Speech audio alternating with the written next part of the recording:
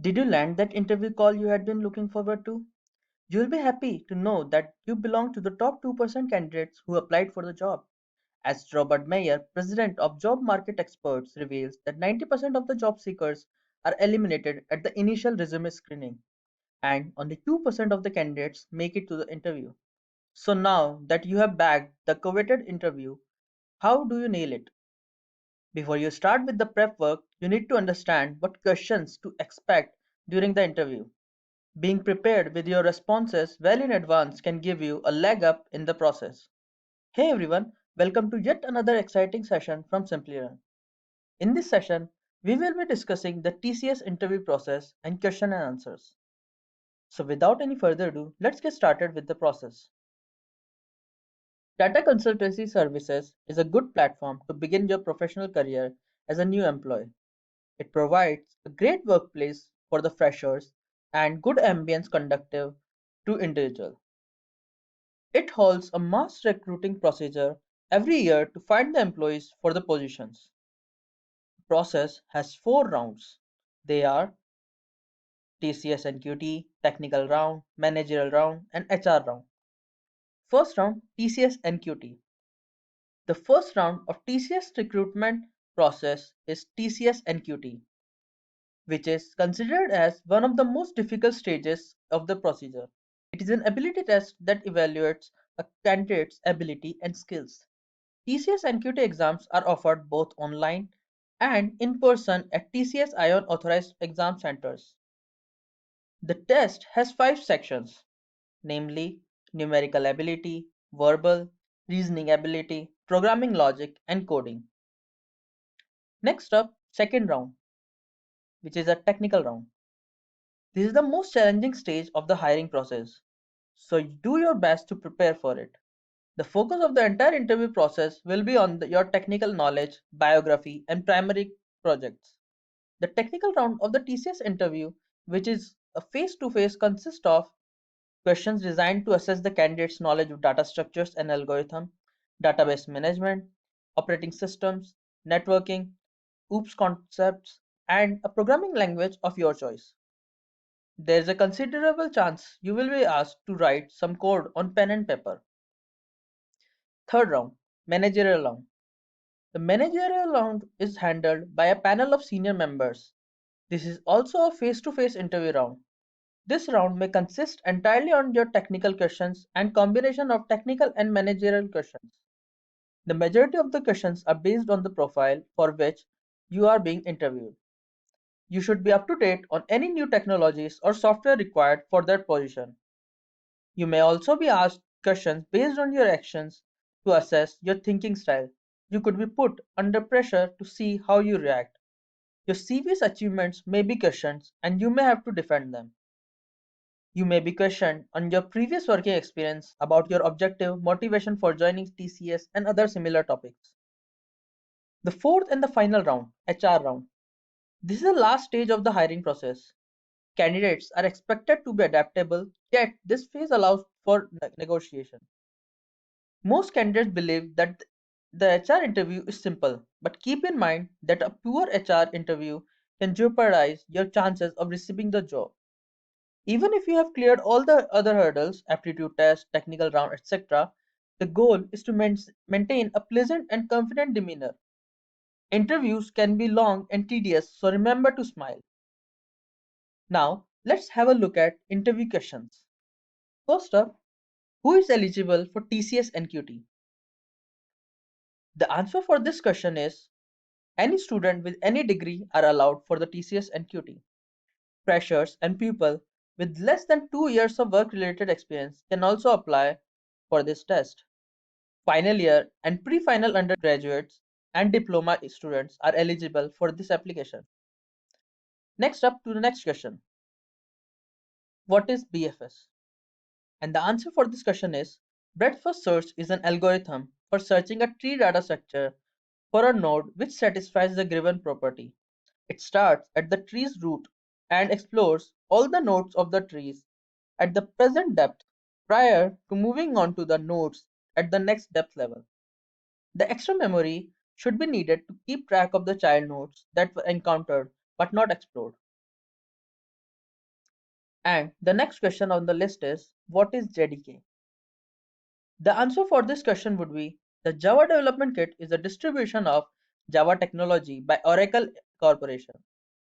It implements the Java language specifications and Java virtual machine specifications that provides the standard edition of the Java application programming interface. Next up is how to split strings in Java.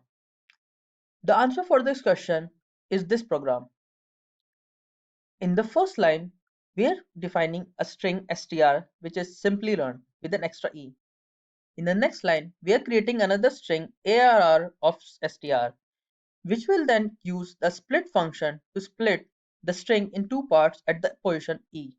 In the next line, we are using a for loop to print out both the strings. Now, let's move on to next question. Next question is to explain the swapping of two numbers without using the third variable.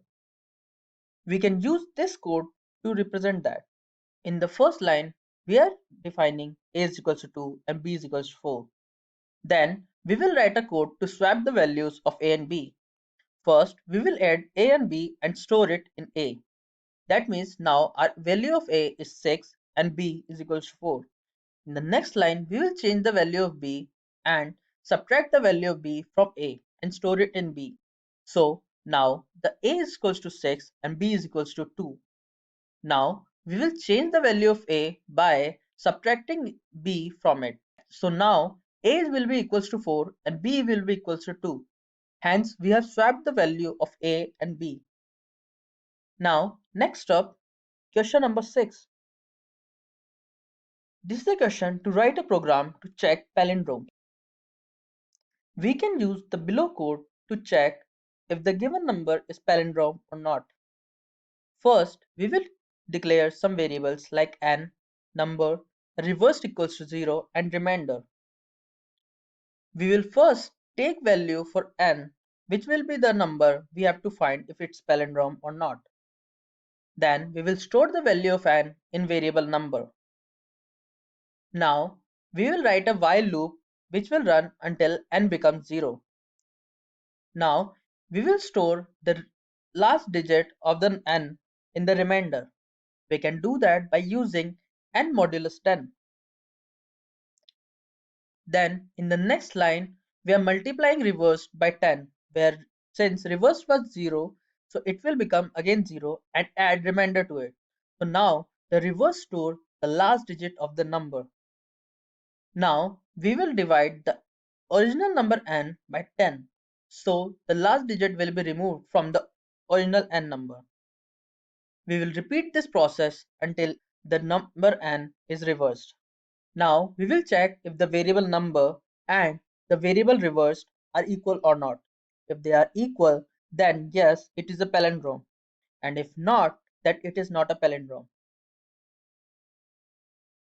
Let's move on to next question. What is recursion? The answer for the question is, recursion is a method of solving a problem where the solution depends on solutions to smaller instances of the same problem.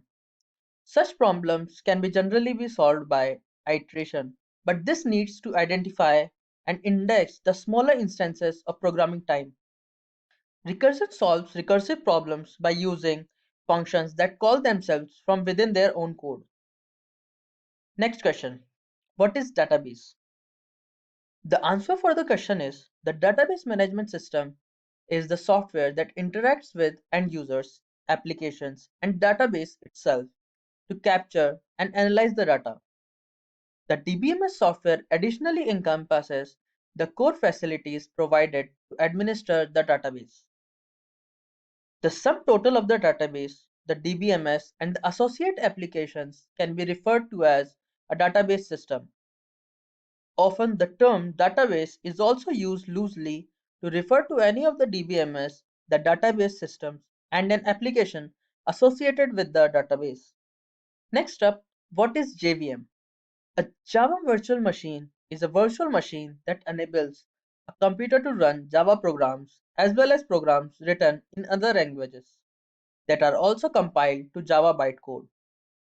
The JVM is detailed by specification that formally describes what is required in a JVM. Having a specification ensures interoperability of Java programs across different implementations so that program authors using the JDK need not worry about idiosyncrasies of the underlying hardware platforms.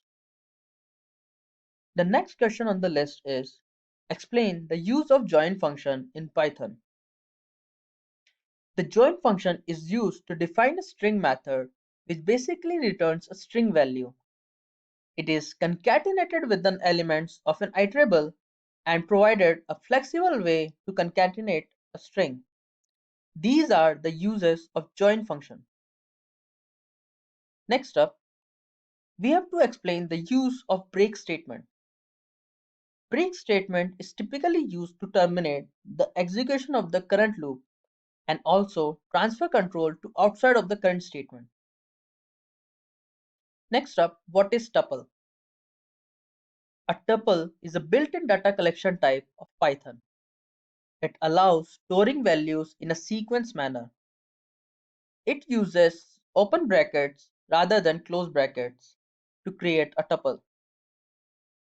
It is not possible to remove any elements but can be found in the tuple. Next up, we have to mention different types of operators in Python. First up, arithmetic operators, relational operators, assignment operators, logical operators, membership operators, identity operators, and bitwise operators. These are the few operators in Python.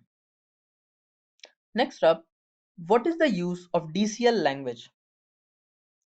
DCL or data control language allows access and permission management to the database. It is also the subset of the database that decide what part of the database should be accessed by which user. DCL mainly includes two commands, grant and revoke. Next up, which is more important, money or work? In my point of view, the work is more important to me. Once we achieve and overperform the target and help to increase the growth of the company, then definitely money will follow us. And this is how we should answer this question. Next up, why should we hire you? The answer for the question should be, as a fresher, I'm looking for an opportunity to prove my ability.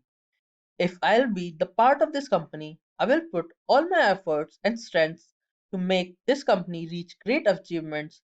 And if you hire me, I will get an opportunity to build my professional experience through your company. And this kind of answer will make a good impression on the interviewer.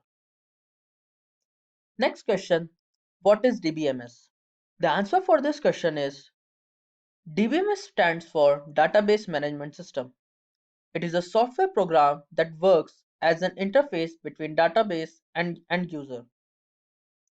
DBMS provides the power to manage the data, the database engine, and the database schema to facilitate the organization and manipulation of data using a simple query.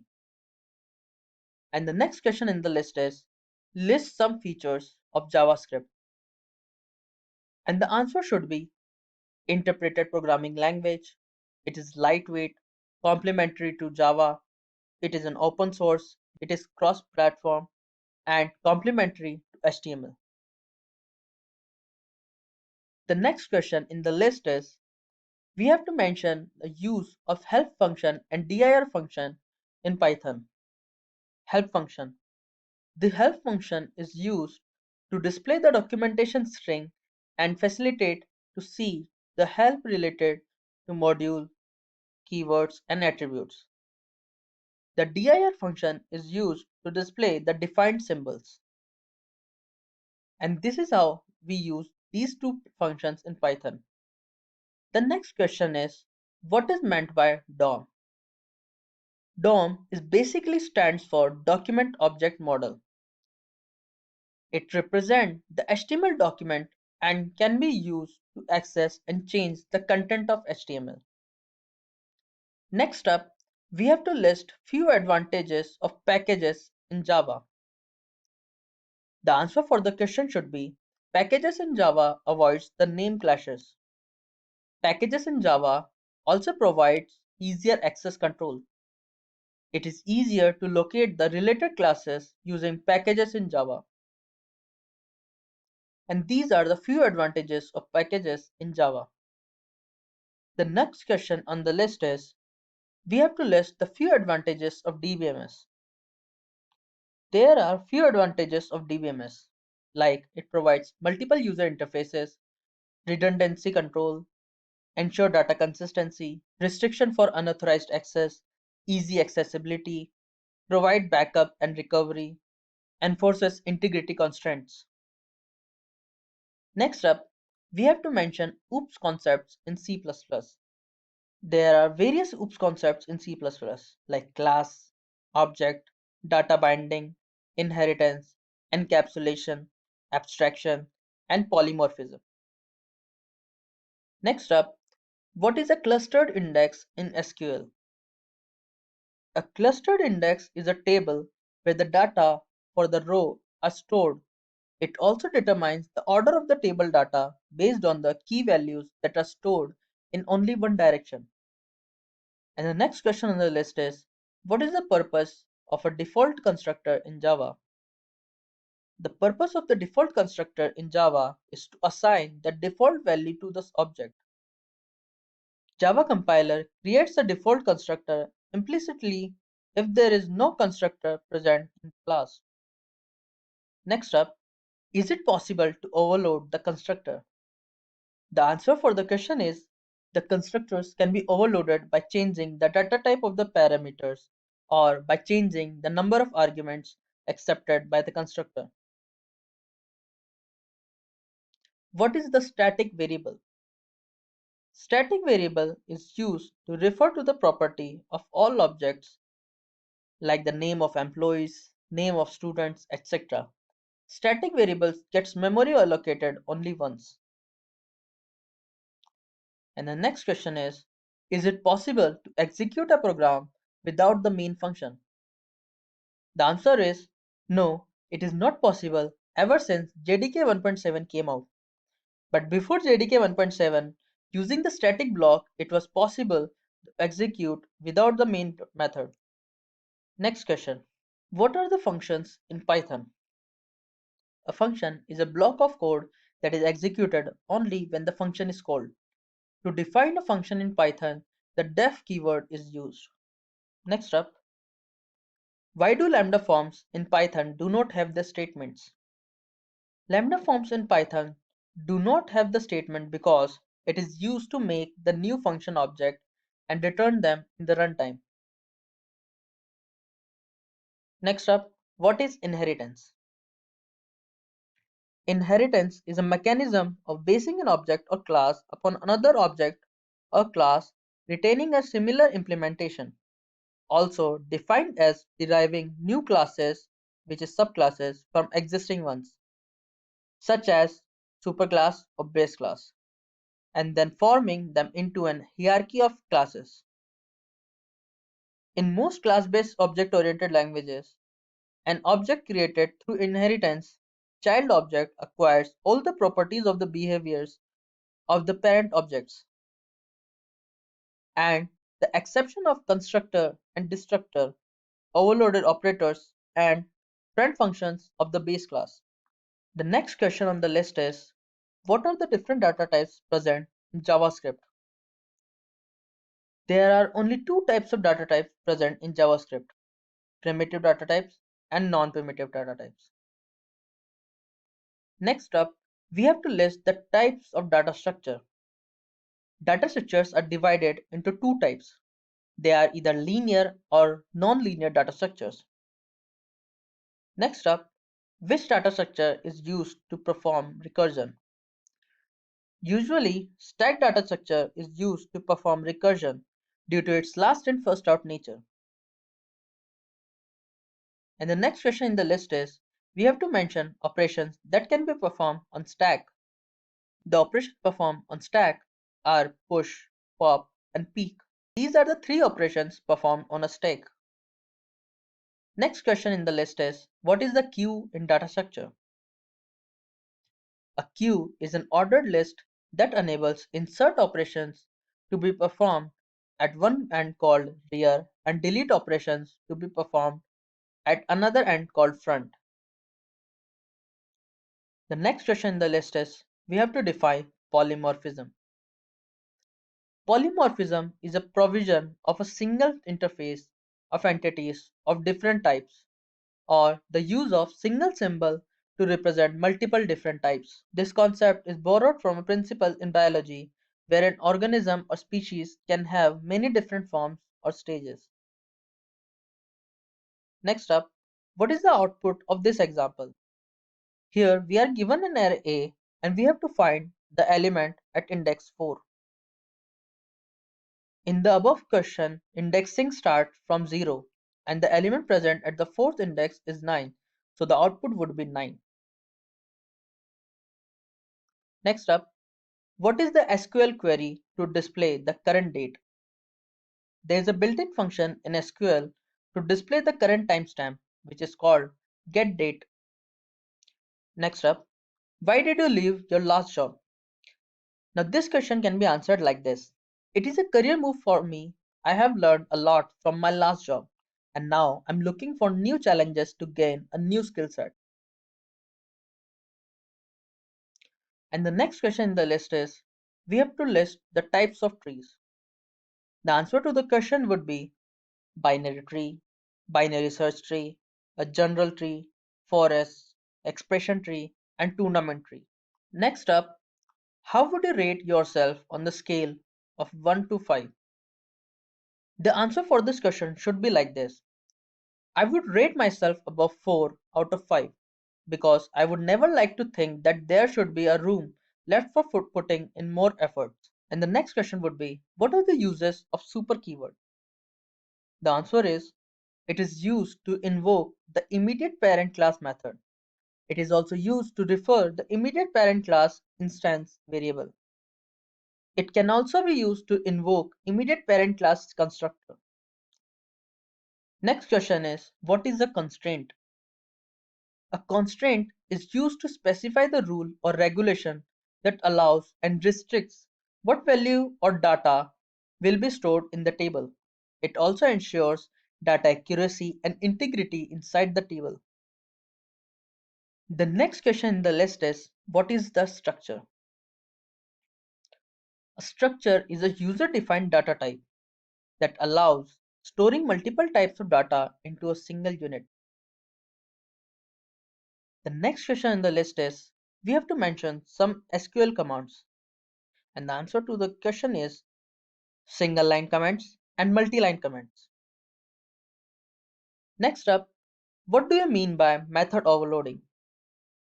Method overloading is a technique of polymorphism that allows to create multiple methods with the same name but the different signature.